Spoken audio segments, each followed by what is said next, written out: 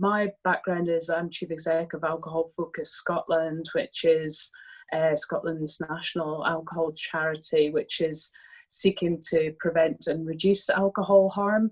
And obviously, in terms of how our work is guided, we're very much kind of looking at doing that on an evidence-based approach. And the 3 best buys which the World Health Organization have identified of increasing price, reducing availability, and restricting alcohol marketing are the kind of the 3 basic planks of our work, although we do other things as well. And just a slight aside, since you're here and obviously interested in all things marketing, the World Health Organization are currently consulting on a paper on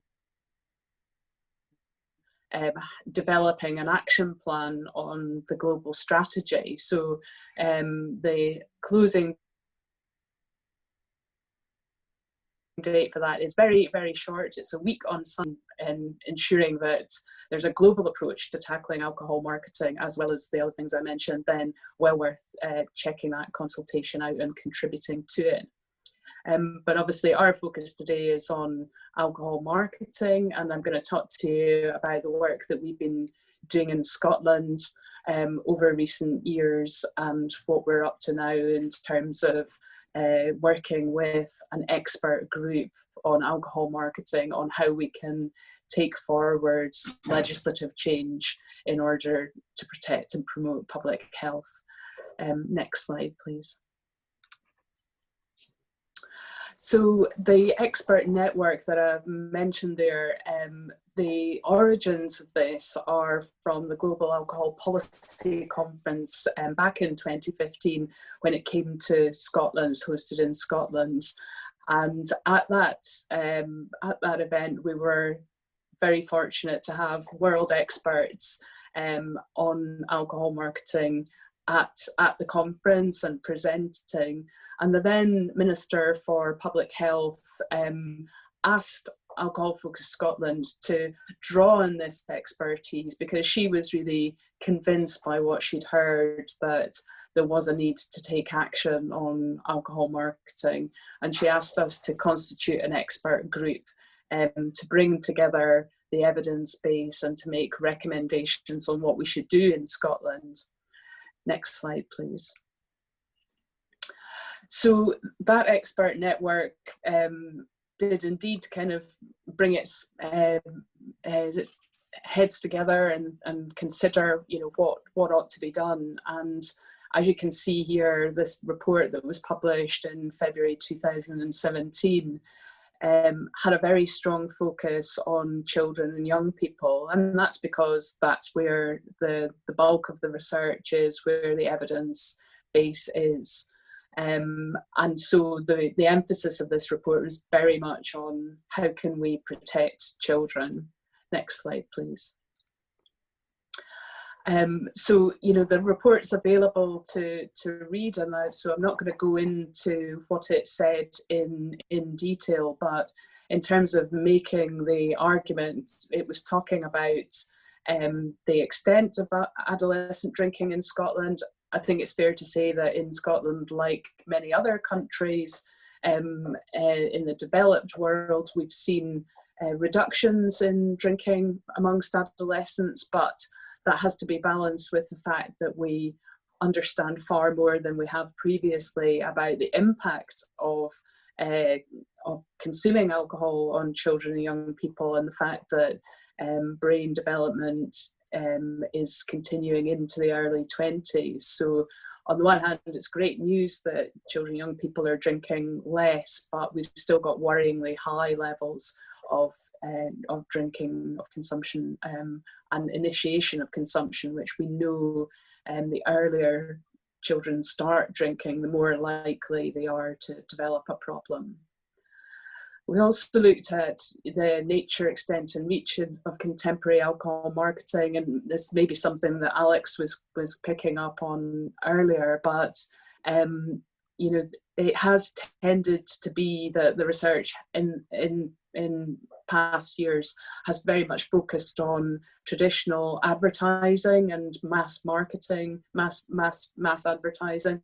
So through traditional channels like TV, billboards, for example, magazines, etc. So, and I think probably you've heard quite a lot already today about how the nature of marketing is changing and evolving, and we need to be responsive to that. The influence of alcohol marketing on children and young people, well, the evidence base has really been building on that over the last 10 or 15 years. My sort of background is I was involved with the Scottish Government's framework, responsible for developing the frameworks changing Scotland's relationship with alcohol, which is now about 12 years old. And at that time, there was fairly limited evidence about the impact of alcohol marketing on children and young people. That has significantly changed. The evidence now is pretty incontrovertible that alcohol marketing creates positive associations, reduces the age at which children and young people start drinking, and increases the likelihood of them developing a problem. And then we turned our attention to the current system of, well, I would say so-called self-regulation of alcohol marketing, which is completely failing to prevent children and young people from being exposed to high levels of marketing on a very regular basis. And the criteria on which adverts are permissible, is pretty thin. I mean, kind of heard there from Amanda about what's, that sexual success is not allowed to be depicted, but in practice, I think it doesn't.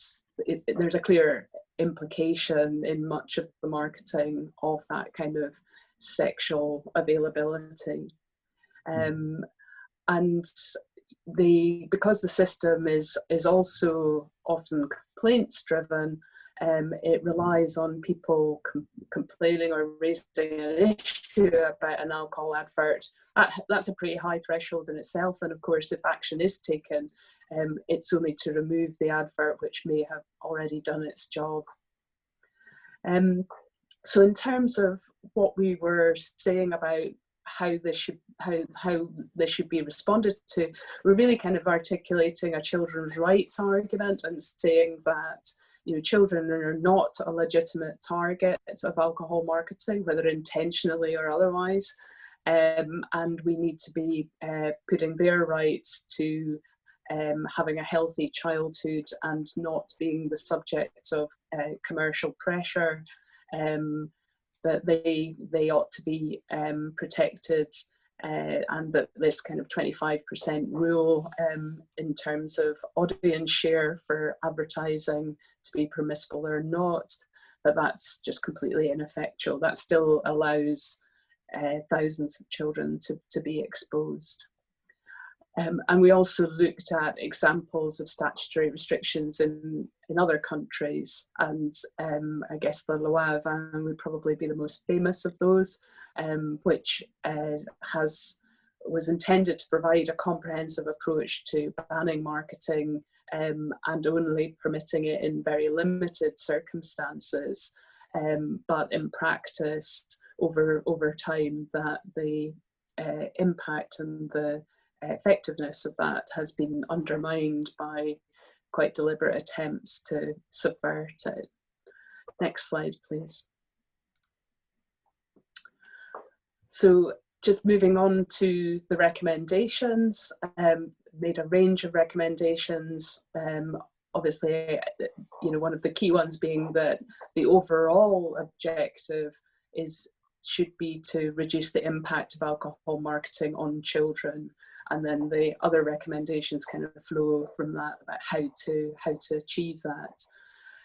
So the group recommended that outdoor advertising in public spaces ought to be prohibited. Next slide, please. and suggested that a timetable should be laid down for ending alcohol sponsorship of sports events, music and cultural events. Next slide, please. That advertising in newspapers and magazines should be restricted to publications aimed at adults. I think there might be another bullet on here. You could click. Thank you. Yeah. And introducing restrictions on alcohol advertising on television, so-called watershed idea. There might be a third bullet. Could you click? Thanks. Yeah, and restricting alcohol advertising in cinemas to certificate 18 films. I was pretty shocked myself when taking my 12-year-old nephew to the movies where there were like several alcohol-related adverts. And when I mentioned this on the way home in the car to my sister, I said, I can't remember what they were, but there were adverts for alcohol, and my nephew piped up from the back to fill us in as to what the precise brands had been that were being marketed. Next slide, please. And recommendations around restricting alcohol marketing in social media, and this second recommendation here kind of drawing on the Malavan approach and saying that the advertising content should be limited to factual information only. Next slide, please. And then a series of recommendations about ensuring that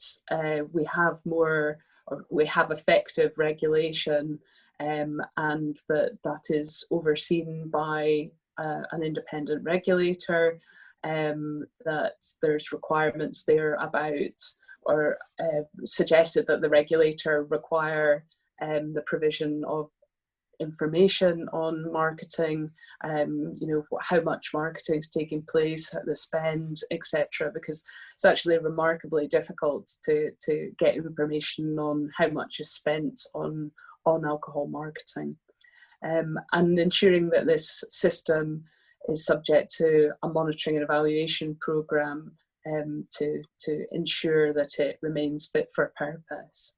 Next slide, please. So off the back of this report, we did quite a lot of work with MSPs in the Scottish Parliament, and we asked them to sign up to a pledge to protect children from alcohol marketing. And we got over half of the members of the Scottish Parliament to sign up to that, including the entire Green Party. But you can see there that there's MSPs from every party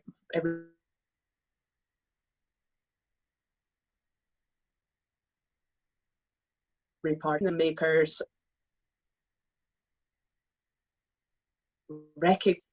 Alcohol marketing really shouldn't be something that children are exposed to in the way that they currently are. Next slide, please. And our work in this kind of area has continued. We've been working with Children's Parliament here in Scotland, who undertook a piece of work with around about 100 children across 3 different schools, from different socioeconomic kind of backgrounds. And we asked them, or Scottish Parliament, Children's Parliament asked them on our behalf, what would an alcohol-free childhood be like?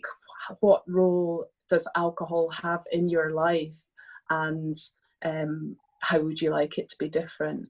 And I think even though I've been working in this field for some time, I was really pretty taken aback by just the extent of alcohol in children's lives. They basically said, I get up in the morning, I open the fridge to get my breakfast, I see alcohol there, I see it advertised outside shops on my way to school, I see it on the TV when I'm at home in the evening. I see parents drinking, I see parents repurposing, my parents have repurposed. a gin bottle as an ornament. It was really everywhere, and the kind of what they talked about was just the high level of visibility of alcohol in their lives and the impact that that had on them. And that included things like, when I see an advert, I get concerned, I get worried, because I know that's a brand that my parent likes, and I'm worried that they're going to buy and drink more.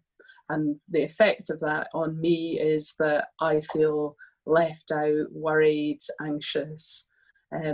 So it's pretty powerful testimony from these children who were between the ages of 9 and 11. So they were primary school children.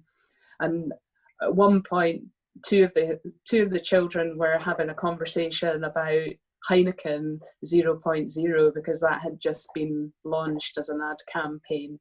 And one of them says to the other, "Oh yeah, that's that beer, all the taste but none of the alcohol." So they absolutely absorb like sponges the marketing that's going on around them.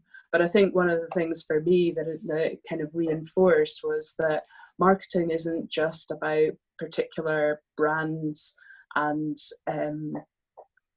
with a purpose of you actually going out and buying it. It's about that awareness raising. It's about normalizing alcohol. These are all the things that we ought to be concerned about. It's not just about buying brand X, although ultimately that's obviously what the producers and the retailers are looking for us to do. So those young people, those children, made a number of recommendations across a whole range of areas, but some of the ones that more specifically related to marketing were about removing adverts so they couldn't see them, stopping sponsorship of events that they might be at, and generally making alcohol less visible in the environment. Next slide, please. And I'm glad to say that, you know, Scottish Government in its updated alcohol framework published in 2018 has given a commitment to, firstly, I would say to listening to the voices of children and young people. I have had the reaction from people in the alcohol industry about, well, why would you ask children about alcohol? Because it's not aimed at them, regardless of whether it's aimed at them or not. The reality is that they are exposed to it and they're suffering the consequences. And more specifically, in the government's framework, they made a commitment to press UK governments to implement a watershed in relation to alcohol advertising, and also to stop it in cinemas for under 18 films. And they, more importantly, they gave an undertaking to consult on alcohol marketing restrictions going forward. Next slide, please. Yeah, and then, sorry, they made a general commitment to endorsing the WHO's Safer Initiative, which obviously includes recommendations to restrict marketing as comprehensively as possible. Next slide, please. And, you know, ministers have responded very positively to the feedback that the children who participated in the Children's Parliament project gave, and both ministers said that this would inform the consultation on alcohol marketing. They were pretty affected, I think, by what they heard directly from the children about their experience. And the Children's Parliament have an annual meeting with the Scottish Cabinet. So the Children's Parliament Cabinet, if you like, with Nicola Sturgeon and her cabinet, and restricting the visibility of alcohol was one of the 3 key things that they raised with the First Minister. Next slide, please. Other work that we've been undertaking, this report published earlier this year, was specifically looking at sports sponsorship, alcohol sports sponsorship. Obviously, this is a bit tricky given the current context of coronavirus, and so the restrictions that are currently on people attending sporting events and the consequent impact on clubs and their incomes. But nevertheless, this kind of demonstrated that actually alcohol sports sponsorship is where it exists, it's incredibly pervasive and sophisticated. We looked at the prevalence in amongst football clubs. Interestingly, their alcohol sponsorship was very much the minority, but for those clubs where it was significant, it was there in the case studies, showing just how sophisticated it was. So it ranged from having shirt sponsors that had kind of moved on to sponsoring the training kit, because if you're following your club on social media, then they're training for 5 or 6 days. They're only playing the match one day. So in some cases, you've seen the primary shirt sponsor being some other kind of company, but the alcohol sponsor is on the training kit and doing work with the players and the manager outside of match day. Visiting distilleries. Cross sponsorship with horse racing events, just kind of in with the bricks, if you like, with the identity of the club, and the association in some cases with players who were not 25, as would be required in any paid for advertising. So the probably the most extreme example in this report was Guinness sponsorship of Scottish rugby, and there were 3 elements to this research, and the third element was around looking at the frequency of alcohol brands in particular televised events. And the researchers, basically the rugby example broke the model. The methodology couldn't stand up to the frequency of the branding of the Guinness in the rugby match, because it was on the shirts, on the shorts, on the ball, on the posts, on the corner flags. People were drinking it in the crowd, and it just wasn't possible for the researchers to log all of the occasions on which it appeared. So it was really saturated.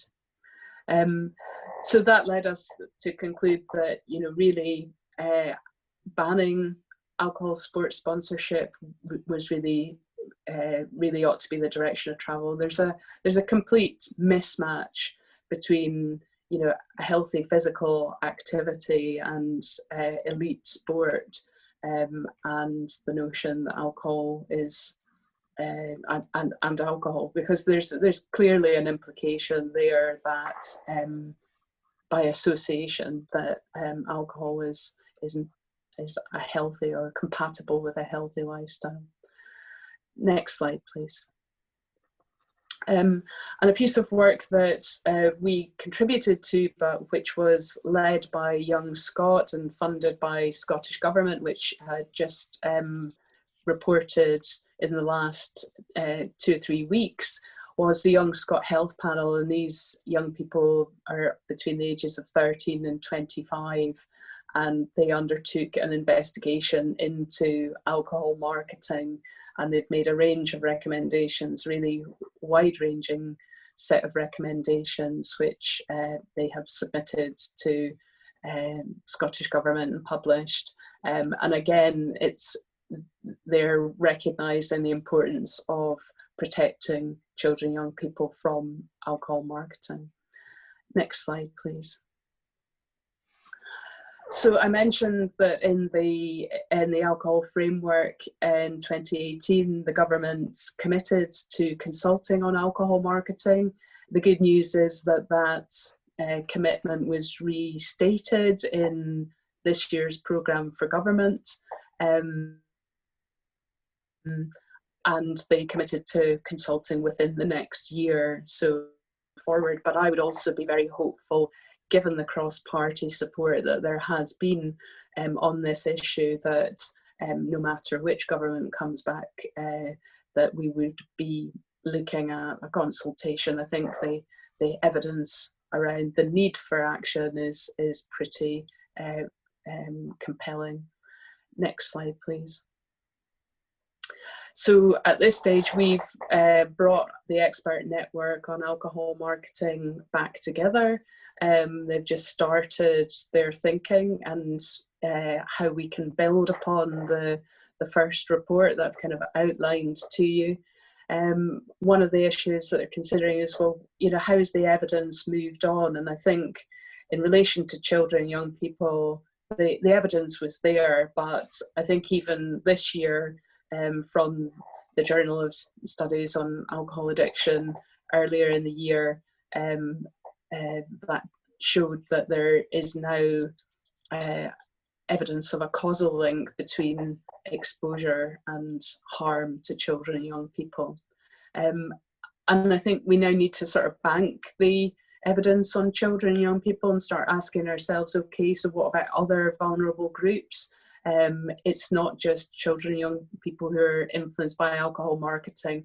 That just happens to be where, for obvious reasons, where most of the research has been undertaken to date. But what can we bring forward by way of lived experience from other vulnerable groups about the impact on them?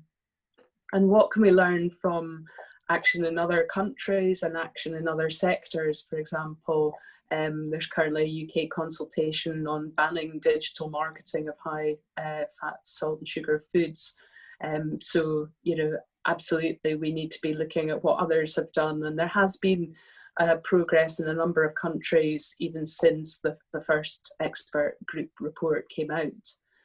And you may well have already touched on this this afternoon, but the digital sphere, I definitely feel like I'm an analog person in a digital world, because I suppose a lot of decision makers are also kind of not digital natives. So when we think about alcohol advertising, we tend to think about TV and radio and magazines, etc. We don't think so much about social media, especially where it's not coming directly from a company, where it's kind of the content is being created by friends or family.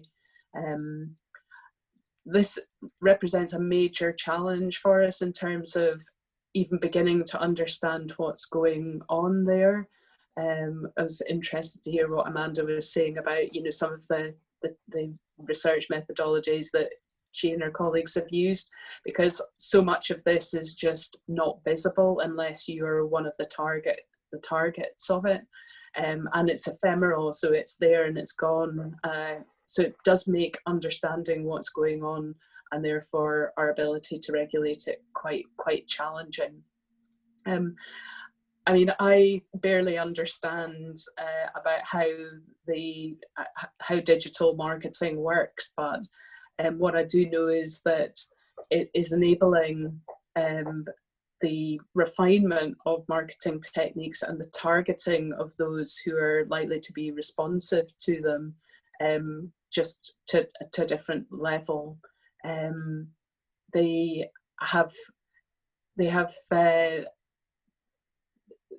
can put together kind of marketing, almost, I forget what the term, it's called creative,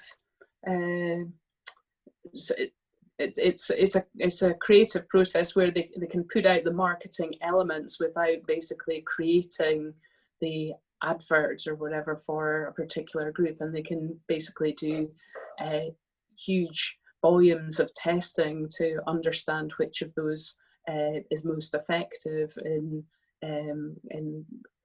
with people that they're targeting. And obviously that targeting brings with it grave concerns. We've heard lots of stuff with the gambling sector, where people who have a gambling addiction are heavily targeted, and that's likely to be the same with people with alcohol problems. And it's also enabling an integration between the marketing opportunity and the sale of alcohol and the delivery to your door in a way that we've never seen before. So, you know, I could be looking at something, the next thing I've got a pop-up telling me that, you know, one of the brands that I like is available to buy, perhaps at a reduced rate, and it can be delivered to my door chilled in the next half an hour. That brings impulse purchase to a completely different level. And of course, digital, because of its transnational nature, gives us serious challenges in terms of regulating.